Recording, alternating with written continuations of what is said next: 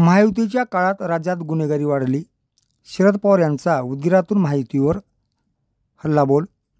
उदगीर विधानसभा महाविकास आघाडीचे उमेदवार माजी आमदार सुधाकर भालेराव यांच्या प्रचारार्थ उदगीर येथील जिल्हा परिषदेच्या मैदानावर 9 नोव्हेंबर रोज शनिवारी 12 वाजता जाहीर सभेचे आयोजन करण्यात आले होते.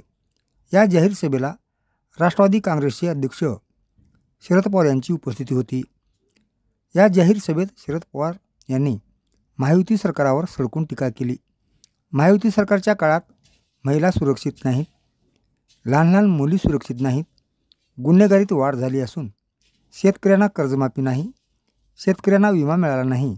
या समस्या सोडवण्यासाठी राज्यातील महायुती सरकार अपयशी ठरले, अशी टीका शरद पवार यांनी सभेतून बोलताना केली. यावेळी महाविकास आघाडीचे उमेदवार माजी आमदार सुधाकर भालेराव यांना उदगीर विधानसभा निवडणुकीत विजयी करण्याचे आवाहन मतदारांना केले.